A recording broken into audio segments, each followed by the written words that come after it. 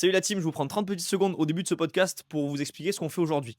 Je suis parti à la rencontre de Mathieu Baron, du coup c'est un diététicien qui intervient dans tous nos centres fondamentaux pour faire des séminaires nutrition. On a discuté un petit peu de son parcours scolaire, de ce qu'il a fait comme métier en tant que coach, en tant que diététicien, etc. Je m'excuse d'avance pour les quelques petits bugs de son qu'il y a, il y avait des travaux au CHU à ce moment-là, donc vous allez entendre de temps en temps des petits bruits de travaux, vous inquiétez pas, ça dure pas très longtemps. J'espère que ce format va vous plaire, en tout cas on a pris beaucoup de plaisir à tourner ça avec Mathieu. N'hésitez pas à nous faire un petit débrief en commentaire et à nous dire ce que vous avez pensé. Allez, je vous laisse avec le podcast. Salut la team, aujourd'hui on se retrouve avec Mathieu et on va un petit peu discuter de lui et autour de ce qu'il est en train de faire et de ce qu'il fait, du coup son métier de diététicien et sa vie de coach. Voilà.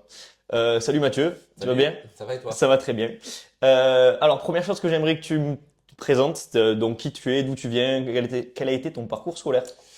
Allez, donc Mathieu, j'ai 40 ans déjà, les années Putain. passent vite. Je viens de base d'Orléans, je suis Ok, pas du tout originaire de Toulouse. ok, Et voilà, pour faire simple au niveau des origines.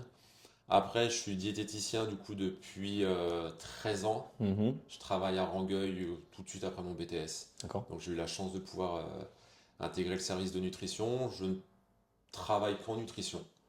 Et Ok. après, il y a eu plein de projets qui sont mis bout à bout à côté. Et la double étiquette, c'est que je suis également du coup coach à la base de fitness. Et c'est comme ça que j'ai rencontré Armel et Mathieu. Ouais, Et sans forcément se croiser beaucoup, mais on a eu des atomes crochus tout de suite. Et après, petit à petit, je suis allé vers le CrossFit. vers le CrossFit. Cool. Je pense que c'était inévitable. Ouais.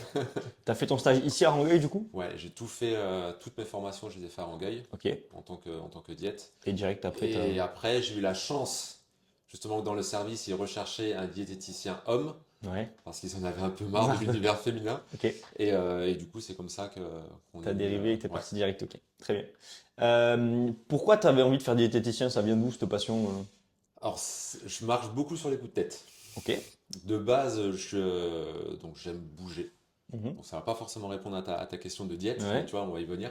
J'adore bouger et petit à petit, j'ai grandi avec mes grands-parents, avec une grand-mère qui adorait cuisiner et qui faisait tout avec ses mains. Ça Ok. veut dire, et du coup, j'ai pris passion à la regarder faire, à les odeurs et tout ce qui va avec. Et du coup, à la base, quand j'ai passé mon bac, je voulais être cuisinier. Ok. Donc c'était vraiment ça qui m'intéressait. Et mes parents m'ont fait comprendre qu'un hyperactif, entre guillemets, dans les cuisines, c'était peut-être mieux de sortir des cuisines, justement. Et en plus, si tu rajoutes le côté un peu gourmandise, Ouais, ouais, ouais. c'est moche. T'aurais pas fini avec ce physique. Exactement. Je partais déjà avec un handicap. Et du coup, petit à petit, donc, je suis allé à la fac, etc. J'ai touché à pas mal de sports, le foot, le rugby. Mhm. Et je me suis blessé assez sérieusement sur mon genou. Ok. Donc, c'était ma première opération. J'ai eu rupture croisée antérieure, croisée postérieure et latérale interne. T'as tout Donc, fait. j'ai tout fait. Et j'ai eu la chance, parce que c'est une chance ou pas, mais j'ai pu aller à Cap-Breton, D'accord. au centre de rééducation. Et on m'a fait rencontrer une diète pour la première fois. Je ne savais pas du tout que ça existait. Et la diététicienne m'a pondu un plan alimentaire à suivre Mhm. en me faisant comprendre que pour faciliter la rééducation, je devais perdre du poids. D'accord. Donc je ne savais même pas qu'on pouvait encore parler de poids ou quoi que ce soit. Et elle m'a pondu un truc où il fallait manger 100 grammes de féculents, il fallait manger de la viande blanche, etc. etc. Et c'était pas du tout Adapté, dans possible, ouais. mon idée. Et Ouais. j'avais pas l'impression, sans forcément me demander ce que je faisais, etc.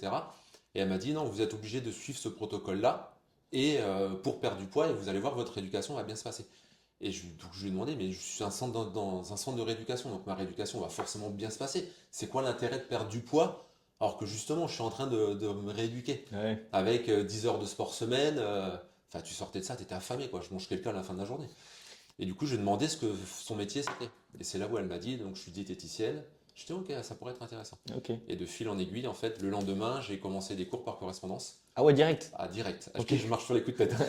Ah ouais, t'as Et pas je me suis traîné. dit, ça pourrait être sympa d'allier le côté prise en charge, du coup, mais axé sur la personne et non sur ce qu'il faut mettre dans une assiette. Ok. Ouais, Et ouais. c'est comme ça que j'ai dérivé petit à petit sur le métier de D'accord. C'est ça diète. qui t'a fait devenir diète. Un Ok. vrai coup de tête. Ouais, ouais. Ok. Et il n'y a aucun regret aujourd'hui. Ah ouais, tu m'étonnes, ça a l'air de bien fonctionner. Ouais, Et du coup, aujourd'hui, c'est quoi ton cœur de métier? Tu m'as dit tout à l'heure que tu suivais des gens encore au ouais. CHU et que tu faisais aussi un autre truc en parallèle. Ouais, donc Explique-moi tout ça. pour faire simple, j'ai plein de formations.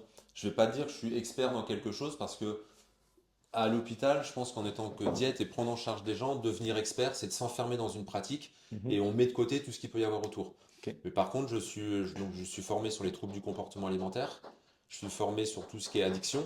Mhm. Donc on peut arriver, si on dérive un peu sur le sport, à quel moment le sport Il est devient une une addiction, addiction. à quel moment c'est dangereux, alors qu'on prône justement le sport bon pour la santé. Donc ça, voilà, c'est une discussion à part. Et du coup, je suis spécialisé dans tout ce qui est obésité D'accord. et chirurgie de l'obésité et des nutritions. Ok. Et dans ce cadre-là, je suis le coordinateur aussi d'une expérimentation qui s'appelle Baria Up.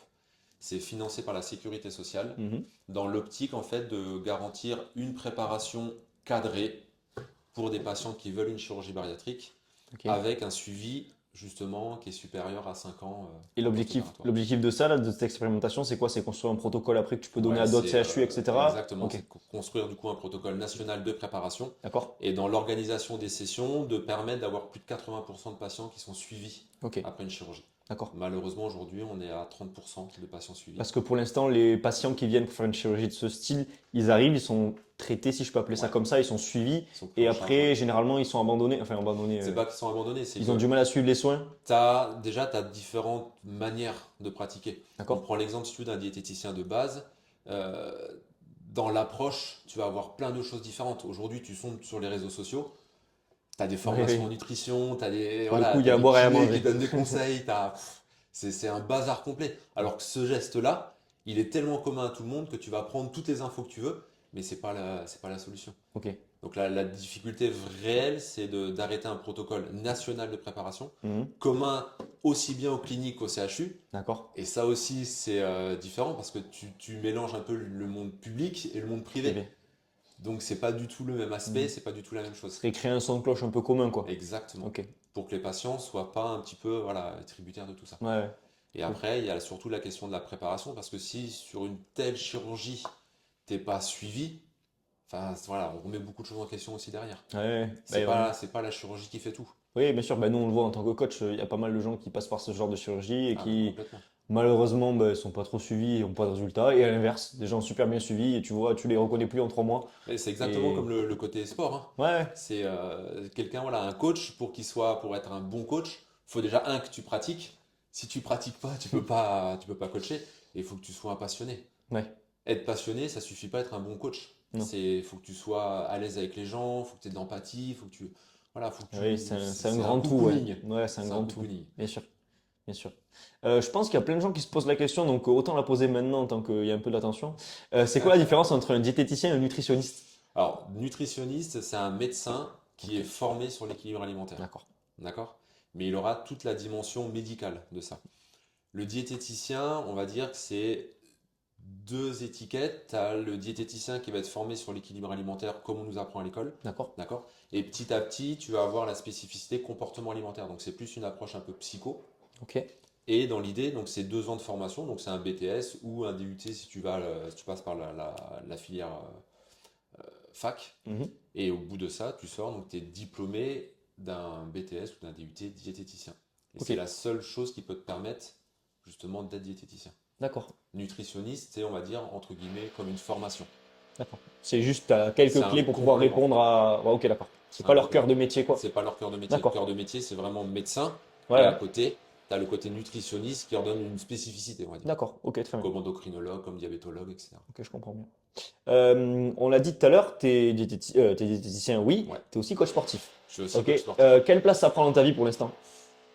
Ça prend quelques heures de coaching. Ouais. Donc du coup, j'interviens moi à CrossFit Balma. D'accord. Ça prend quelques heures de coaching à côté. Ouais. J'aimerais bien pouvoir faire plus, Mhm. mais j'ai 2 enfants à la maison et une compagne qui me rappelle très rapidement à l'ordre C'est normal. quand je m'éparpille un petit peu. Mais pour moi, ça reste important. Ok. Parce que j'ai besoin de ce contact avec les gens, j'ai besoin d'échanger, j'ai besoin de... voilà, c'est ce qui me fait vivre. T'as jamais arrêté de faire coach? T'as toujours fait coach? J'ai toujours fait coach. J'ai arrêté 2 ans Ouais, ouais, quand je me péter le suis biceps. blessé. Mais sinon, non, sinon, ouais, j'ai toujours Comment fait t'avais fait le coach. biceps déjà? C'est une longue histoire. Ok. Non, c'était sur une compétition. Ok, ouais, il me semblait bien, il me semblait bien. Ok. Tu coaches combien d'heures du coup? Je Une coach demi-journée? ouais, une Une demi-journée demi-journée? de 17h à 21h le mardi. Ouais, tu fais que 3-4 heures quoi. Ouais, Ouais, ok, cool. c'est juste histoire Ouais, mais c'est de très bien, garder c'est bien. la Comme flamme, ça, on va dire. tu gardes la flamme. Si jamais un jour tu veux remettre le pied dedans parce que ça te pète et que c'est ton Ah, chemin de mais vie complètement. en coup de tête, tu deviens coach à plein temps. Non, mais c'est cool, ouais, c'est cool. Et à côté, ça peut m'arriver de dépanner quand il y a besoin, mais je m'entraîne aussi tous les matins. Donc ça aussi, c'est D'accord. particulier. Parce que toi, tu as ton emploi du temps qui est assez fixe, qui est J- assez souple justement, Ouais. et tu fais en sorte de t'entraîner tous les matins. Alors, il est rigide, mais je l'ai rendu souple. D'accord, ouais. Dans le sens, voilà, c'est des adaptations, hein. Oui, oui, Mais pour oui. moi, le sport fait vraiment partie à part entière de mon quotidien, de ma vie. Oui. Directement, c'est mon équilibre. Donc, ça me pose aucun problème de me lever à 4h30 le matin Ah ouais, pour d'accord. Ouais. pouvoir aller m'entraîner. Voilà, Ok, ok, à ok. 5h30, 6h, je suis à Ouais, la boxe. ok. Et je m'entraîne Elle est jusqu'à ouverte à 7h30. mettre à les clés, ouais, du coup, Voilà. d'accord. Ah, ouais. J'ai des petites C'est opportunités, tu vois. pour ça que tu es devenu coach en fait. Exactement. C'est pour avoir les clés. Ah ouais, donc bien motivé, c'est bien. Et ça, je l'essaie de le faire au moins 5 6 fois dans la semaine. Ok. Et tu t'entraînes que le matin. Je m'entraîne que le matin. Tu vas jamais l'après-midi. J'ai un autre toit de l'après-midi le Ouais, soir. ouais, ouais, ouais. T'as des enfants à gérer. Exactement. Ok, ok. La dernière fois, on s'était vu à CrossFit Ottery pour Tout faire à fait. un petit rendez-vous, un petit séminaire nutrition. Est-ce que tu peux nous en parler un peu plus? Qu'est-ce qu'on avait vu pendant ce séminaire? Alors, on avait revu forcément les bases, un petit peu de tout ce qui est équilibre alimentaire, etc. Mais dans la grande partie, en fait, les gens savent ce qu'est l'équilibre alimentaire, savent ce qu'il faut mettre dans une assiette, etc. On avait pas mal discuté justement de ce que peuvent apporter les aliments dans le cas du CrossFit, ce que peuvent apporter les aliments dans le cas de la vie quotidienne, comment le corps doit fonctionner. Mais dans l'idée, c'était d'apporter une approche aussi qui est un petit peu différente sur le comportement alimentaire et sur la manière de manger.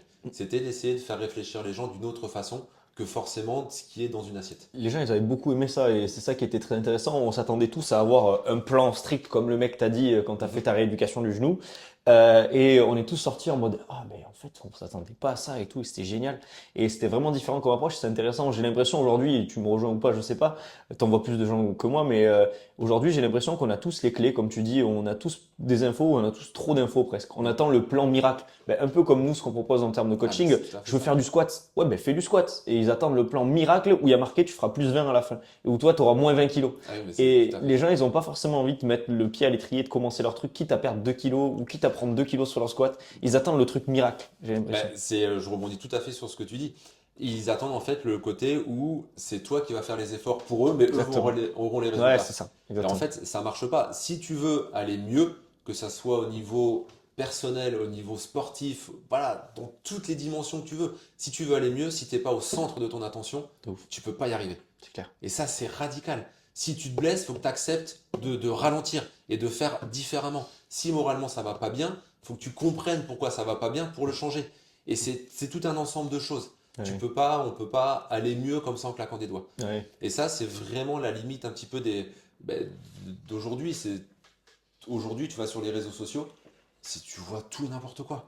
Et en fait, ça fait croire aux gens indirectement que voilà, tu payes 150 € par mois, je te change ta vie. Ben non, Si tu fais des efforts, oui, mais non. voilà. Mais Voilà. c'est pour ça que Mais les gens attendent juste de débourser une somme ou de suivre un truc et que ça fonctionne c'est dommage. C'est immédiatement. Oui, oui, dommage. je suis Quand d'accord. on voit qu'ils sont prêts à faire des efforts sur ça, sur ça, sur ça, alors que ils pourront jamais le tenir. Si tu pars du principe que c'est des efforts à faire, tu Ça peux pas fonctionne le pas. tenir. Ouais, ouais, bien Faut sûr. vraiment que ça puisse, faut que ça se mette dans une vie. Faut que Ça ça s'inscrive dans soit le dans ton quotidien. quotidien. Si ça s'inscrit pas dans ton quotidien, tu n'arriveras pas à le tenir. C'est drôle parce que à chaque fois qu'on discute de ça et qu'on se croise, je trouve beaucoup de parallèles entre ce que tu fais et ce que je fais en tant que coach Ah, mais sportif. Et complètement. toi, j'ai l'impression que c'est plus un job de, si je le vulgarise, coach de bouffe, tu vois. Ah, mais c'est ça. Et t'apprends juste aux gens ce qu'ils doivent faire avec leur nourriture et leur assiette, quoi. Bah, de manière générale, tout ce que tu mets dans ton assiette, voilà, tout le monde le sait. Mais voilà, tu composes ton assiette. Mais si de base, ce geste-là, c'est le comportement alimentaire, si ce geste-là, Mm. il est pas bon, et tu le construis avec tout ce que tu veux, Ouais, tout ce que tu as entendu, l'éducation, etc.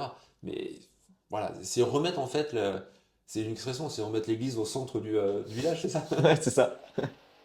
Non, Donc ouais, non, ouais, non, carrément. c'est vraiment, de par faire ça, en fait, tu t'intéresses à la personne. Ouais, Et quand tu vas pas bien, s'intéresser à toi, c'est important. ben voilà, t'accroches déjà quelque chose. Quand tu vas Mm. dans une box de CrossFit, tu vois que tu as mal au dos, etc. La plupart des médecins, Et je sais que vous avez déjà fait un podcast sur ça, mais la plupart des médecins vont te dire, arrête-toi.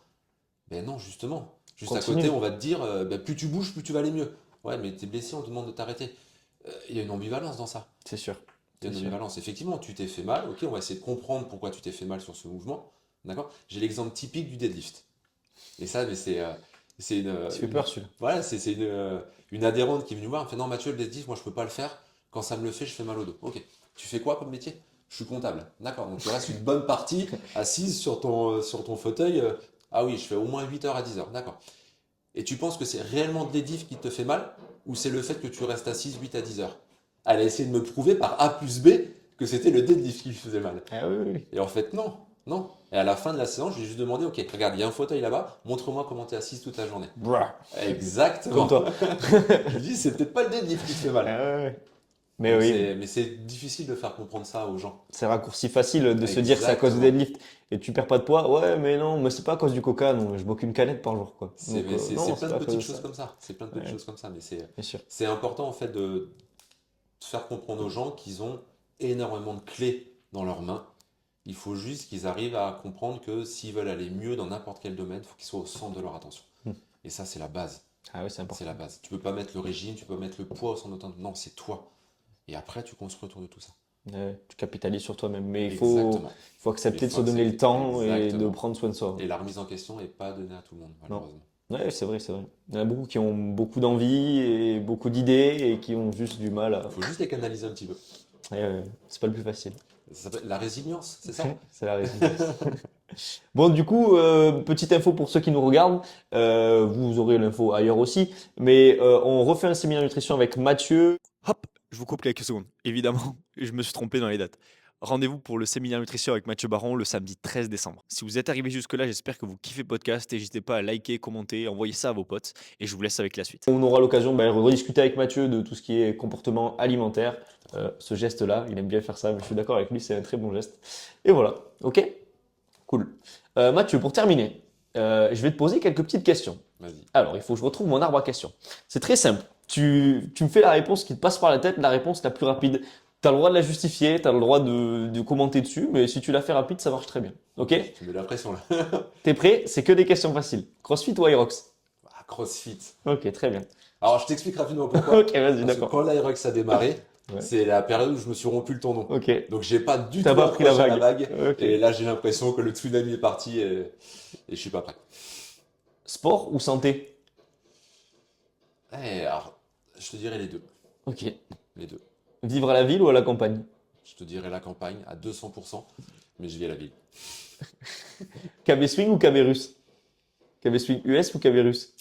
Ah, je te dirais l'US. Ok. McDo ou KFC? Burger maison. C'est Burger bien meilleur. maison. C'est bonne réponse. Thé ou café? Café. Diététicien ou coach sportif? Ouais, les deux. Les deux? Les deux vont ensemble. Oh putain, je voulais une réponse. Euh, régime cétogène ou méditerranéen? Le plaisir de manger. Le plaisir de manger. Four ou micro-ondes? Four. Snatch ou clean and jerk? On reprend la question par rapport à ce week-end ou pas? Non, snatch. Les basiques ou les tétés? Ah là, les basiques. J'ai Ah, pas fait mais- les tétés. Eh ben, très bien, ça serait une bonne conclusion pour moi. Merci Mathieu. Avec plaisir.